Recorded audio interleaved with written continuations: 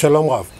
אנחנו מצויים כעת ביום השישי במסגרת יסודות פרשת הבריאה, במסגרת יסודות האמונה הישראלית, ואני מוצא לנכון, לפני שאני מגיע לסיכום של פרשת הבריאה, של יסודות האמונה התבונית האוניברסלית הישראלית, למופע הנפלא של האדם ומשמעותו היסודית, וזאת כסיכום של יצירת הבריאה האמונית תבונית היסודית, לפני היום השביעי, לפני יום הברית, יום המנוחה, ומשמעותו, אני מוצא לנכון להידרש להיבט הטבעי, בכפוף לכך שכפי שאמרתי לאורך כל הדרך, התורה אינה ספר מדע, אבל בד בבד האמונה התבונית כוללת הן את המוסר הנעלה והן את המדע הנעלה. הן את התבונה העיונית הטהורה, הן את התבונה המוסרית הטהורה, והן את האמונה התבונית הטהורה בדרך לאמת, שלעולם לא תושג במלואה. וכשאנחנו מתבוננים בעיקר המחשבה המודרנית, שהיא העניין המדעי, הטכנולוגי, כאשר העניין המוסרי והעניין האמוני הוזנחו והלכו והידרדרו והלכו משגיאה לשגיאה לשגיאה, אנחנו רואים מבוכה, אנחנו רואים שגיאה.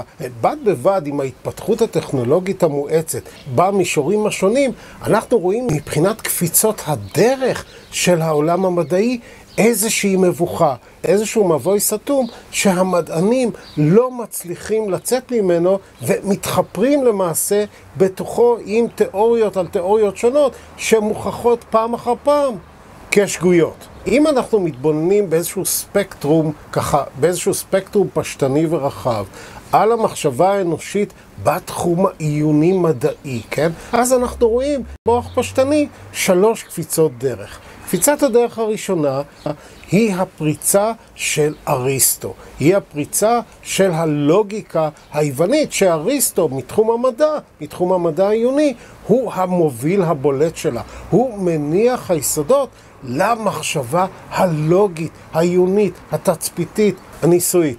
וכשאנחנו מתבוננים על קפיצת הדרך הבאה לאחריו, שנעשית לא שנה ולא שנתיים לאחריו, כן? הרי שאנחנו רואים את קפיצת הדרך של אייזיק ניוטון. אותה קפיצת דרך שהמוטיב הידוע שלה, הידוע שלה, לא הבלעדי, כן? הוא תורת המכניקה, כן? הוא תורת המכניקה. עניין שדרך אגב מסתדר היטב עם ההשקפות הפילוסופיות המתפתחות של זמנו, כן? ההשקפות של דקארט, של שפינוזה וכדומה, כן? על איזשהו עולם שמתנהל כמו איזשהו שעון, כן? לא בלי אלוהים, או אלוהים שכביכול מזוהה עם הטבע לפי שפינוזה, אבל איזשהו מכניזם, כן? שפועל כמו שעון בצורה לוגית, כן? שהוא הטבע. ואייזיק ניוטון מעלה את 3 החוקים היסודיים שלו שמשמשים אותנו עד היום, ודאי בגבולות מסוימים, כן? את חוק ההתמדה, לפיו כל גוף ממשיך במצב מנוחתו או במצב תנועתו בקו ישר, כל עוד אין לו התנגדות על ידי כוחות שכפויים עליו. החוק השני הוא חוק התאוצה, כלומר תאוצת גוף היא תמיד פרופורציונלית לכוח שמופעל עליו, או לפי הנוסחה הידועה שלו, F כוח שווה ל-M מסה כפול A תאוצה. תאוצת הגוף תהיה תמיד פרופורציונלית לכוח שמופעל עליו, ובאותו כיוון. ואם יש יותר מכוח אחד שפועל על גוף, הרי שצריך לחבר את הכוחות שפועלים יחדיו כדי להבין כיצד פועל הגוף לסכום וקטורי כדי הכוח השקול הפועל, כאשר הנוסחה הידועה של ניוטון בהיבט הזה היא F כוח שווה ל-M מסה כפול A תאוצה. והחוק השלישי של ניוטון הוא חוק הפעולה והתגובה. כלומר, כשאנחנו מפעילים כוח על גוף מסוים, על מסה מסוימת, הרי שהיא תפעיל את אותו כוח בחזרה, והכוח הזה יפעל על הקו הישר שמחבר בין הגוף שהפעלנו עליו כוח לבין הגוף שהפעיל את הכוח. ואחד המוטיבים המרכזיים בחשיבה של ניוטון הוא המוטיב שלפיו מסה מפעילה כוח על מסה אחרת. כלומר, כוכב אחד מפעיל כוח על כוכב אחר, כלומר זהו כוח הכבידה.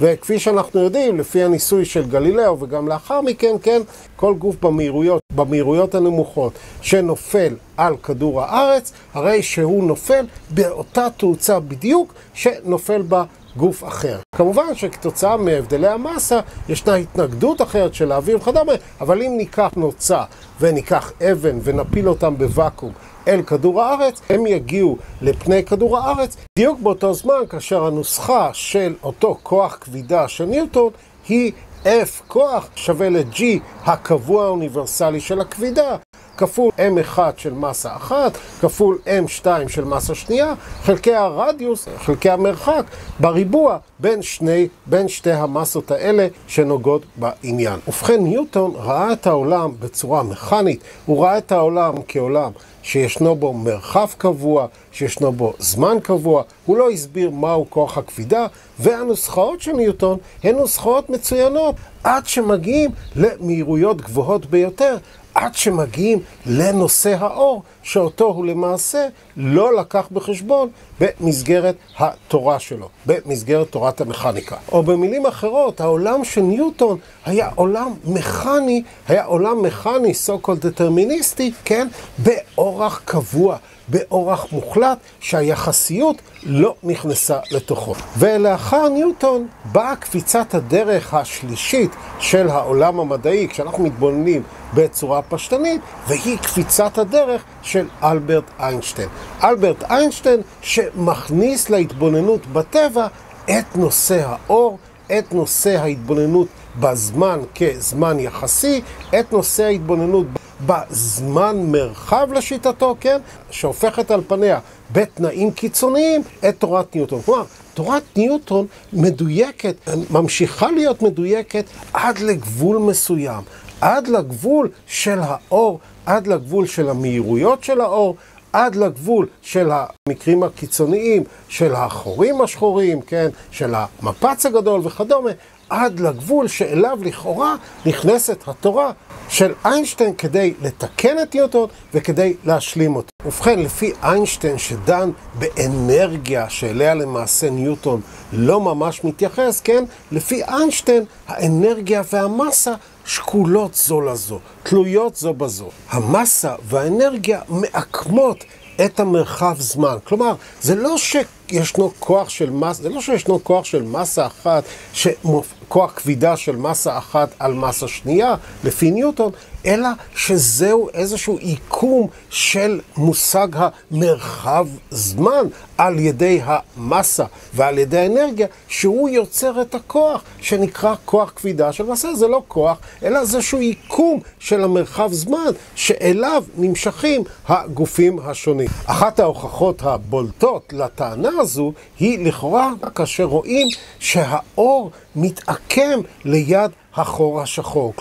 כלומר לכאורה האור היה צריך להיות בקו ישר, ככל שאנחנו מדברים על כוח כבידה, מפני שכוח כבידה לכאורה לא משפיע על האור שאין לו מסה, אבל רואים שליד החור השחור האור מתעקם, כלומר לכאורה זאת הוכחה לכך שהמרחב זמן הוא שמתעקם, ולא שיש איזשהו כוח כבידה, שהרי בחור השחור שהוא למעשה נקודה סינגולרית של איזשהו כוכב שקרס לתוך עצמו, לכאורה, כן? לכאורה, הרי מה שהיינו מצפים, שהאור לא יתעקם לידו, אלא ייבלע לתוכו בקו ישר, וזה לכאורה לא מה שאנחנו רואים. ובכן, לפי איינשטיין, הזמן הוא יחסי, המרחב הוא יחסי לפי נקודת ראות של הצופה ביחס למסה או לצופה שנמצא במהירויות גבוהות, במהירות האור, שהיא המהירות העליונה בטבע, כאשר הנוסחה הידועה של איינשטיין היא E שווה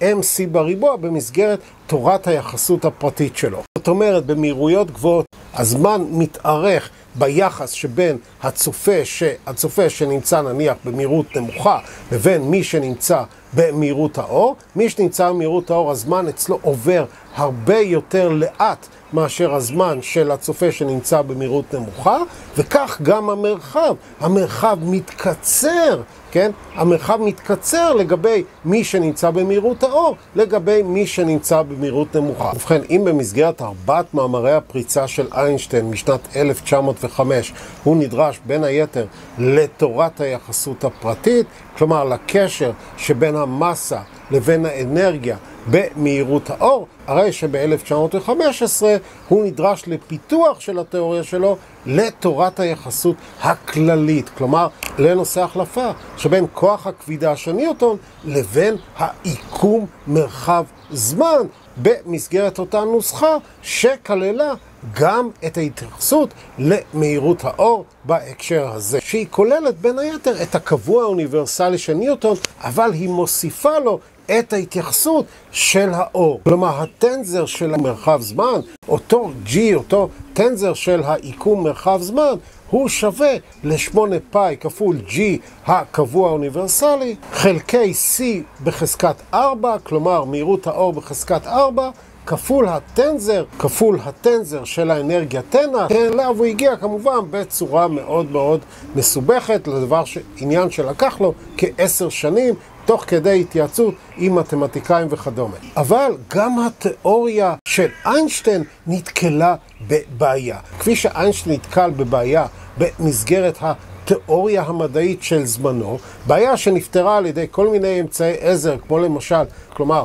ההתנהגות של הטבע במהירויות גבוהות, במהירויות האור וכדומה, שלא הסתדרה עם תורת המכניקה של ניוטון, כן? וכדי לפתור את העובדה שהיא לא מסתדרת במהירויות הגבוהות, גם לא מסתדרת בהיבטים הקטנים יותר, כן, טענו שישנו איזשהו יסוד בשם אתר, שעל גביו נישאים הגלים האלקטרומגנטיים וכדומה. רק לאחר תורת היחסות של איינשטיין, העניין הזה של האתר כנושא גלים אלקטרומגנטיים וכדומה, ירד מהפרק, כאשר אנחנו יודעים שהאור הוא זה שנושא את האלקטרומגנטיות. ואם אנחנו מתבוננים על ההתבוננות היום בתורת היחסות של איינשטיין, והכשלים שלה, הרי שאנחנו רואים איזשהו ניסיון של המדענים שוב להמציא איזשהו דבר שאין לו שום הוכחה, והוא עדיין משמש אותם מפני שהם לא מסוגלים להבין את הסתירות במסגרת תורת היחסות, בעיקר בשלושה מובנים מרכזיים. הבעיה הראשונה היא בעיית הסינגולריות, כלומר התיאוריה של איינשטיין קורסת כאשר היא נדרשת למרכזו של החור השחור, כלומר לאותה נקודה שאליה קרס הכוכב לאחר סופרנובה, כן? שהיא נקודה שמושכת בצורה כל כך קיצונית כל חומר עד שגם האור לא יכול להימלט ממנה, ולכן התופעה הזו נקראת חור שחור.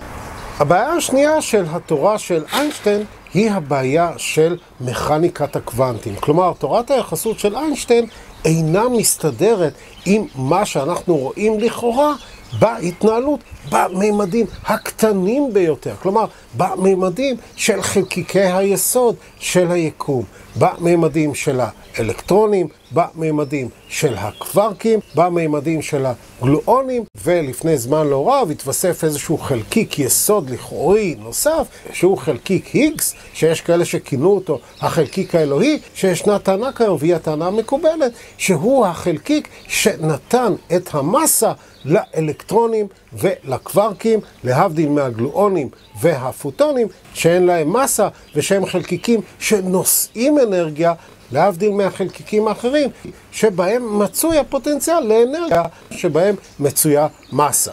והבעיה השלישית המרכזית שהתורה של איינשטיין אינה מסתדרת איתה, היא בעיית ההתפשטות של היקום בקצב מואץ. אם כן, מדוע היקום לא מתפרק? תורת היחסות של איינשטיין לא נותנת לזה הסבר, והמדענים ניסו להסביר בכל מיני צורות שונות, ובין היתר בטענה שישנו איזשהו חומר אפל שממלא את כל היקום, חומר אפל וכוח אפל, כן? שלא רואים אותם, שהם לא נצפים, שהם אלה שעוצרים את היקום מלקרוס, דבר שהיה אמור לקרות לפי התורות של איינשטיין. אליהן יש צורך להוסיף כדי להסביר את ההתפתחות של היקום המואץ שמתפשט בקצב מואץ, איזשהו קבוע נוסף שאיש לא יודע עד היום מהו. כאשר במסגרת החלקיקים הקטנים, הרי תורת היחסות שהיא תורה קלאסית, לא פועלת כאשר חלקיק מתנהג כמו גל. אי אפשר לצפות לכאורה עד היום בדיוק מה יקרה לו, איפה הוא יהיה, האם הוא פועל כגל, האם הוא פועל כחלקיק, האם לכאורה הוא יכול להיות בו זמנית באותו מקום, עניין שאולי מאפיין גל, אבל לא מאפיין חלקיק, וכדומה. ישנן תופעות שלכאורה לא ניתן להסביר אותם, ועד היום לא באמת הבינו אותם, ודאי שלא במסגרת תורת היחסות של איינשטיין. ובכן, אם אנחנו מתבוננים על פריצות הדרך המדעיות, על קפיצות הדרך המדעיות, הרי שאנחנו רואים שכל תיקון מדעי נובע מאיזושהי אנומליה, מאיזושהי טעות, מאיזשהו משהו בתצפית שלנו על היקום שלא מסתדר עם אותה תיאוריה. ישנם תקופות זמן שבהם בין קפיצת דרך לקפיצת דרך מנסים איכשהו לאלץ את מה שרואים אל תוך התיאוריה הקיימת, אל תוך הקונבנציה. אבל זה בדיוק מה שלא נכון לעשות במסגרת המחשבה העיונית הרציונלית, במסגרת המחשבה העיונית המדעית, שהיא מחשבה שדורשת כל הזמן שאלות, כל הזמן ספקות וכל הזמן התקדמות באמצעות הפרחה, הוכחה והפרחה.